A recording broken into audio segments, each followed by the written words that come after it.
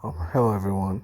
On today's podcast episode, I'm going to talk about, science, science discoveries. Recently, I just watched, I just saw, not watch. I just saw a headline about science discovering the Holy Grail.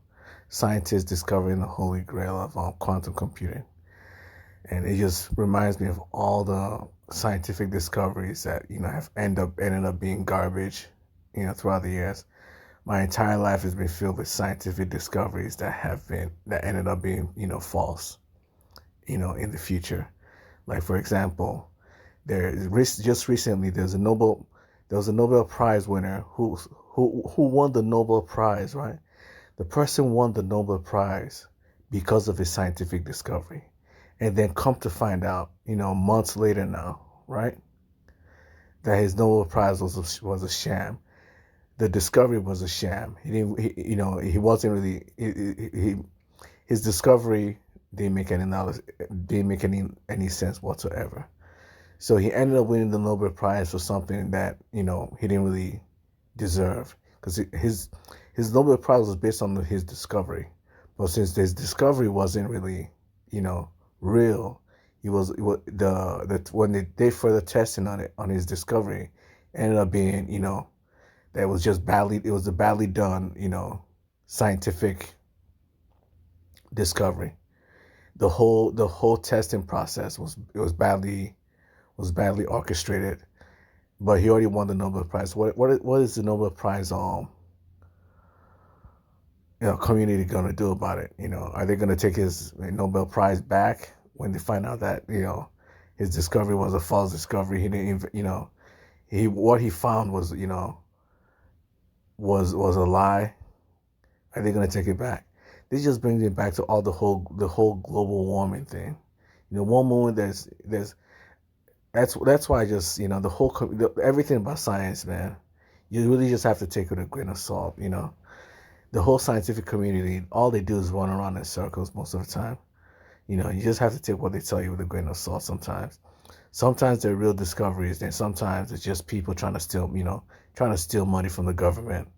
Because if you can make it, if you make a discovery believable enough, or if you can make a great enough discovery, the government will give you money. They'll subsidize your research. You know, they'll give you grants. They'll give you this. They'll give you that. The whole scientific community will hail you. You can get a lot of supplementary awards just from discovering something great. So there are a lot of fake scientists out there trying to discover great things just to make a lot of money. There are also a lot of companies. They're trying to use the whole scientific process to manipulate you to buy their products. So there's also that. So science is, most people believe, you know, in most people's eyes, if you say a group of science did this, a group of science found this, they'll automatically believe it, because people say, oh, scientists, they'll never lie to us. They're scientists. But the truth is, you have to always think about the fact that scientists are people too. They have desires. They want money too. They have kids. They have kids to feed. They have mouths to feed at home, and they can also be greedy people as well. They can also be shady people as well. So you also have to think about what's the motive in lying. Every time a science brings out some sort of discovery, you also have to ask, what's the motive? Is there a motive for them to lie to us? If there is, then you have to really consider you know whether this discovery is actually based off false motives, hidden motives and hidden manipulation tactics. That's why they brought this discovery to you. Because some discoveries, it takes time to find out whether a scientific discovery is true or not, or a scientific invention is true or not, or is real, because it takes years of practice. Sometimes it takes multiple tests and trials, to find out whether something is actually works or something is real. And sometimes it takes, like I said, it takes years. If the scientists can gaslight you and trick you into thinking they discovered something great, and then it takes years to find out that it's a lie. By the time you find out it's a lie, they've already made their money and ran. You know, by the time you find out after all these years of testing, by the time you find out it's a lie, it's already too late. They've already made their money. They've already gotten all the grants from the government, that they wanted. They've already gotten the extra paycheck from the company or whatever business that's been supporting them behind the scenes, whatever government bodies that's been supporting them behind the scenes. They've already made their money and ran.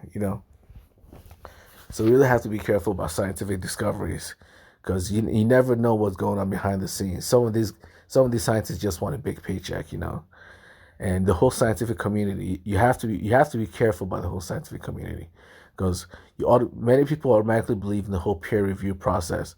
But the thing is, the peer review process is no different from, it's another word for hive mind process, group thinking. Although they say it's not, but it's exactly that. Peer review is that. Peer review, group thinking, meaning if you make a discovery that your peers do not approve of, they will automatically assume it's a lie. They will automatically deny that your discovery as a lie, even if it's the truth. It happened to what was that guy called again? Einstein, right? Einstein was, when Einstein wasn't part of the whole scientific community, everything he did was shot down by his peers. This is the scientific community we're talking about, right? The scientific community that claims to be infallible, which they aren't. There's nothing in this world that's infallible. So they like to claim themselves to be infallible because they have the whole peer review process. When the truth is, the whole peer review process is no different from the group thinking process, where if the group doesn't approve of your discovery, then the discovery is a lie automatically. When the truth is, peers usually tend to, let's just say, if you're not part of the group and you bring out a discovery bring out any discovery, just the fact that you're not part of that group is enough for the group to look down on your discovery. If you're a scientist that's not part of the peer review, a group of peers, right? You're not part of the scientific community, and you bring out any inventions or you bring out any discoveries, the entire scientific community within your area, because you think the scientific community is one massive global conglomerate, right? But it's not. Each area, each country, each city, each state has their own scientific community. And if you bring your scientific discovery to a community that doesn't like you, they will completely, deny and mock your discovery, just like they did to Einstein. So the entire scientific community is no different from Plato's cave. If you grew up in the United States, you've probably heard about Plato's cave before. I think it was taught back in like middle school. I think sometimes they talk about it. They talked about it in high school as well. But Plato's cave, right? The scientific community is actually all the villagers inside the cave, and you as someone who's not part of the scientific community or who's not well known in the scientific community is Plato. If you tell them any discoveries that is not part of the scientific community, the scientific community will hate you for it. They'll try to destroy your any evidence. Why? Because it goes against their group thinking process. It goes against their peer review circle. It goes against all the circle of influence that they have. If you go against the circle of influence that they have, they'll automatically attack you for it. So there's so many discoveries that have probably been kicked around. You think Einstein is the only discovery that was pushed down and forgotten by the peer review community, but you're wrong. For one Einstein, there are probably like hundreds of thousands of scientists who've brought their discoveries to the scientific community in their area, only for their discoveries to be shot down by that community. Do you know why? Because scientific communities have like a group thinking process going on. They have a group think mentality where if the people around them do not approve of your discovery, they will shoot it down immediately without even reading it properly. Just the fact, for example, if you're in America, you go to Mexico and if you bring any discovery to a Mexican, just the fact that you're an American is enough for the Mexicans to say, okay, we will now listen to anything you have to say. Or for example, now, since the United States stole the president, kidnapped the president from Venezuela's president, if the United States, if scientists from the United States ever go to Venezuela and tell them they found a new discovery, the scientific community in Venezuela would never listen to them, no matter what they say. You know why? Because Venezuela and America are having problems right now. If the scientific community in Russia, right?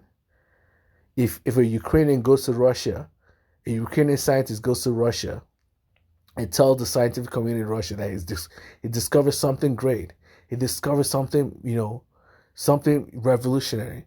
Do you think the Russians will listen to a Ukrainian right now?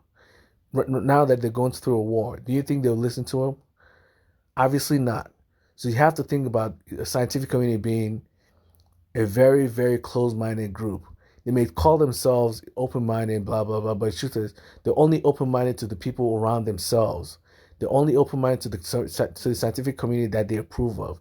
If you're not part of their close circle of influence, if you're not part of that circle, you're an outsider. If you're an outsider, they will not listen to a single word you say. No matter how great of an invention you've created, they'll read the entire article with a jaded mind and mock you throughout the whole thing. That's what happened to Einstein. No matter how smart Einstein was, no matter how much, how detailed his report was, his journal was, his discovery journal was, the scientific community at that time, because he was a Jew, the scientific community at that time, not just any Jew, but an unknown Jew, someone without any influence, someone without any power, they read his article like they were reading trash. They didn't give a crap what he said, and they reviewed it like they were reviewing the most useless lies, book they've ever read in their entire life. So just the mindset. If you bring something to someone, just the mindset, if they know who you are and they look down on you, just that mindset of looking down on you is enough for them to not read they'll read the whole thing, but they will not understand a single word you say because their mind is already made up. They're already prejudiced against you. If they're already prejudiced against you, no matter how smart you are, they will read everything you say with a jaded mind and will review it badly. No matter how great of an article you write, no matter how smart you are, no matter how great a discovery you have, they will read that article. They'll read your paper as if they're reading garbage. And if they have that mindset when they read your paper, as they're reading garbage, you will never be able to convince them, no matter how smart you are, because they're already prejudiced against you. And that's the scientific community that we have. They may call themselves free-minded, but the truth is they're only free-minded against, with people they already pre-approved. If you're not someone they've approved, to be part of their community, you're not part of their community. For example, if the Russians don't approve of you and you're Ukrainian, no matter what you say, you may end up getting shot by the end of the day. Why? Because right now, Russia and Ukraine are going to war. So no matter how no matter how great of a discovery you have as a Ukrainian, do not go to the Russian scientific community. No matter how smart, no matter how much they tell you they're free-minded people, do not go to that community with your invention or with your discovery, because you may not end up coming back home alive. You may not end up coming back home alive. Your paper will be thrown in the garbage, in the trash. Even if they read it, they'll read it with a jaded mind and give you a bad review. If that's if they read it. If they don't read it, which is more likely, they'll throw it in the garbage, and then mock you for coming to the country, telling them rubbish. So you always have to, as a scientist that's unknown, you always have to think about, is it worth it going to these peer-reviewed places? The scientific community, asking them, to review your articles when, if your name sounds funny, right? If your invention doesn't sound, if your discovery doesn't sound, plausible in their eyes, they will just, even if they read it, they're so prejudiced against you, they won't even pay attention to what you say. they already think about mocking you. If they already think about mocking you, no matter how much they read from their art from your paper, they'll still give you a bad grade no matter how smart or detailed you are about it. Even if they can easily test it to prove that you're right, because they're already prejudiced against you, they will always give you a wrong as they'll always give you a bad review. And this is the problem we have with everything in life, is that there's no infallible community. Every community always has their own issues. Peer review art or the peer review community always has the issue of being closed minded, but that's every there are always upsides and downsides to everything. The upside of the peer review community is that it's easier for them to find faults, with articles and discoveries. When there are more people reading it, there are more peers reviewing it. There's a higher chance of finding the problems within it, whether it needs to be more clarified or whether it's actually just made up garbage. But that's if they actually already approved of you beforehand. If that community doesn't like you in any way, shape, or form, for example, you're Russian and you go to Ukraine, you want to talk about your discoveries to Ukrainians. This community doesn't like you. This community of scientists do not like you. Because they don't like you, no matter what you say, they will always review your discovery wrong. Even if they don't review it wrong, even if they read it properly, right? They read it with an open mind, or they even read it with a jaded mind, and then they realize that, hey, this guy actually makes a lot of point. This guy makes a lot of sense. What do you think they'll do? Do you think they'll approve it? Nope. Because they don't like you, they'll still give it a bad review anyways. Do you know why they'll give it a bad review? They don't like you. Why do they want you to succeed when they don't like you? You have to think about it from that point of view. Why would the peer review, if the peers that review your articles don't like you to begin with, because of your name or because of your ethnicity, because of something within your article that you wrote, that they just don't like you. Maybe it's just the article itself. Maybe it's just the discovery stuff. They just don't like your discovery. Even if it's true, they don't like you.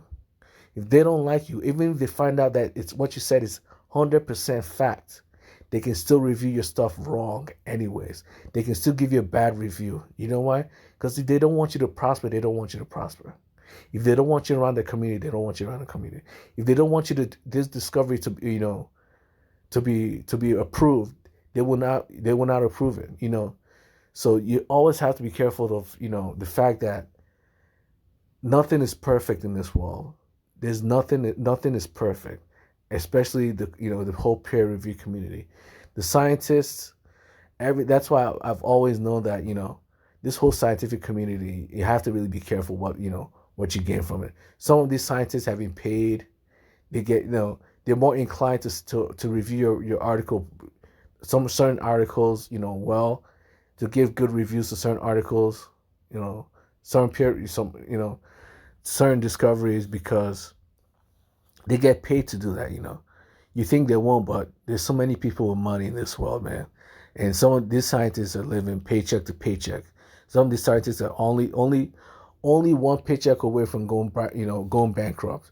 Only one paycheck away from being homeless. Do you think these starving scientists that have no money, they can barely make ends meet, if you give them $5 million or $10 million or just $50,000, you don't think they'll approve of your article? If you give they can be so easily bribed, man. I'm just saying the whole scientific community can be easily bribed, because in the end, there's still people in the end. You can bribe them with money, and if you're someone very powerful, you can bribe them with violence as well. You threaten a few of them, the rest will start to listen to you. So there's so many things that goes on behind the scenes, man. Never believe that any community in this world is infallible. Never believe any community in this world is perfect and will always do the right thing every single time. It's not possible, especially in the scientific community. That's always surrounded by universities. It's It's usually universities and schools that's usually run these bodies of studies. It's really it's really ever people by themselves. And we know these universities, man. These things are run by money, meaning money controls these people, man.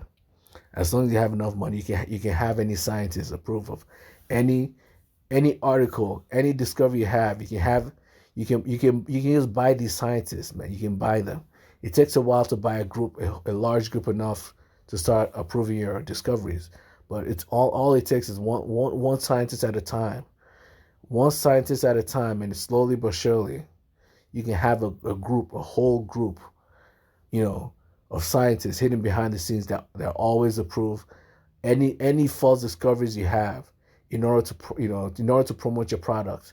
And once your product is promoted, you start making money from it. Who cares if it comes out 10 years later that, hey, all these scientists created a false study about a discovery that was wrong, or approved the discovery that was obviously that ended up being a lie. It's already too late. You've already made your money. It took them 10 years, because some of these studies require years. Some of these discoveries require years. Some of these tests and trials require years before you can actually find the results. And all it takes, you just have to create the discovery, get your group of scientists to approve of it, and then by the time the government or independent researchers research that study, it's already been years before they end up finding out the truth. By that time, you've already made your money. You've already become a millionaire. You've already become a billionaire from that fake study. So that's what you have to be careful of, is that the whole scientific community can be easily controlled by money. And if you have a lot of money, if you have a lot of money and you work in the healthcare industry, you work in anything that has to do with science, it's so easy for you to just if that's if you're a dishonest person. If you're a dishonest person and you just want to make money, then yes, you can just go through the part of bribing. You can just start bribing these scientists with money, bribing these scientists with favors. They don't make that much money anyways to begin with. Some of these guys are broke researchers, broke college professors, and these guys barely make enough to begin with. So you bribe enough of them. It's only a matter of time before you get enough to give you a good review, a good positive review on every discovery that promotes your business. Every discovery that promotes your product. And this is how life works, man. Where there are people, they can be easily bribed. Where there's people, there can be corruption. So that's why I always have to take these these scientific reviews, these scientific studies as, I take it with a grain of salt, because you never really, you can never really be sure what's really driving it behind the scenes. Is this really just someone just trying to help the world by creating this, discovery, or is this someone a hidden motive? Are they trying to promote some sort of brand or, product? Or are they trying to promote some sort of political agenda or something? There's always a hidden motive, a hidden agenda going on with these scientific discoveries. Maybe the business that's creating this study or creating that found this discovery is trying to gain some sort of grant. So of course they'll conveniently find a discovery that helps their business, that helps their business get grants in the future. So there's always a hidden motive to these discoveries, man. There are too many broke scientists in this world for them not to be finding different ways to make money. And some of these many of these discoveries require a long time to truly find out whether it's actually true or not. And by the time people find out it's true, it's already too late. They've already been peer reviewed, and the companies behind them have already made a lot of money from it. It's already too late. Even if it comes out as false, the people that find out it's false, they still have to let everybody know that it's false, and they may not have enough power to tell everybody it's false. Because not many people read these articles, these peer reviewed articles. Not many people read these research papers. If they're not reading these research papers, even if you find out that it's false, who are you gonna tell? You're gonna write an article online, just write it, just post it there. Who's gonna watch it? It may take even longer for people to find out that that the discovery was false than you doing the test itself. It may take another 10 or 20 years before people realize that, hey, this guy actually, disproved this discovery. This was actually a lie, but he posted this 10 years ago. I just found out now, so another 10 years has passed. You create the false discovery to promote your business. So 10 years within those 10 years of the test of the independent researcher doing the test, right? You've already made a lot of money. And after they posted that test, the results of the test online, or they told their scientific the scientific friends, the family members, right? It's still before the whole scientific community end up finding out the truth. It took another 10 years before the information disseminates to everybody else. Another good 10 or 20 years have passed. That means 10 years of good profit making from your lies, and then another 10 or 20 years of making even more money. By the time everyone finds out the discovery is a lie, it's already too late. You've already made millions, if not billions. You went from being a broke researcher to making hundreds of millions of dollars just from a fake study. You know how much money you can make, just creating these fake studies, man. This is why you have to be careful with the scientific community, man. It's so money minded. There's so many ways to make money from it, man. And by the time people find out, you have to go out of your way to do, to actually test their own, do a test on whether they're actually telling the truth or not, And not many people even have the money to do some of these tests. Some of these discoveries require a lot of money for you to actually do your own independent research on it. If you don't have that money to do it, then that discovery will remain unproved, for the rest of your life. So the company that just made up that fake discovery will spend the rest of their life, rich, making money for something that wasn't real to begin with. That's what you have to deal with in the scientific community. So you really have to, as a normal person, you really have to be careful what these scientific communities are actually doing behind the scenes. Are these studies that can't be proven unless you're a scientist? Are they really real? If some of these studies require too long for you to, there's too many processes involved. There's too much process involved, to prove or disprove these discoveries. So sometimes you just have to take it with a grain of salt.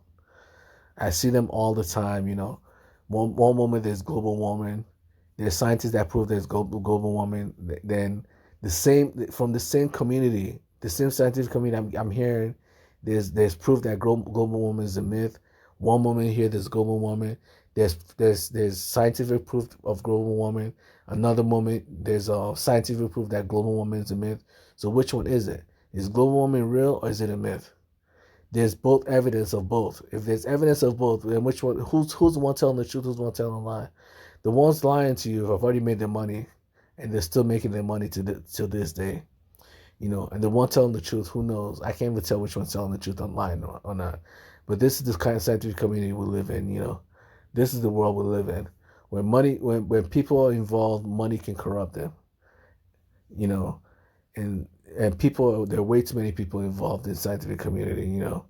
So it's only a matter of time for it's only natural that there's some manipulation going on, there's some corruption going on in that community.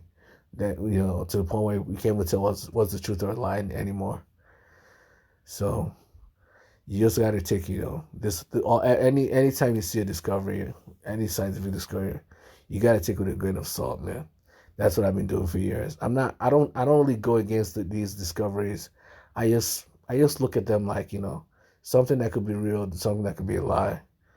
I'd rather believe them than not, unless I feel like there's a hidden motive, hidden behind the scenes. Some of these discoveries you just gotta accept that maybe it's a lie. Just move on with your life, or you just gotta just accept that it doesn't matter whether it's a lie or not. It's not gonna change anything. I still gotta go to work tomorrow morning. Whether it's a lie or not, it doesn't matter. I'm not the one that's gonna make money from it. I'm not losing money from this discovery. As long as it's not being used against me, I'm fine. And just let the scientists, figure out their problems, solve their problems on their own, And it's happened so many times, and this is why I just keep quiet. When I see a new discovery, I just keep quiet. I don't tell anybody about it because what's the point? One moment they still, scientists will come out with this discovery, like 2 months later or 2 years later, there's a discovery that disproves that discovery. You hear on the news though that due to further testing, we found out that it was actually a lie. These guys didn't do the job right. But by that time, it's already too late. The original company has already started making their money. They've already made enough money from the fake discovery before, before you guys find out it's a lie. They've already made their money gone. And the thing is, you can't even tell whether they're lying or not. It could just be a mistake. That's how they get away with it. It was a mistake. We just made a slight mistake. That's all. Don't blame us for it, man. We just made a slight mistake. That's how that's the mindset. So you really can't tell whether they're trying to scam people or not because it all looks the same. Whether they made a mistake or not, it all looks the same.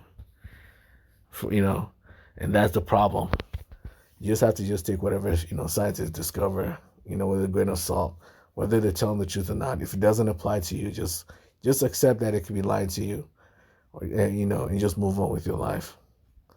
Well, that's it for this, for today's podcast. I think I spoke too much. Have a great day.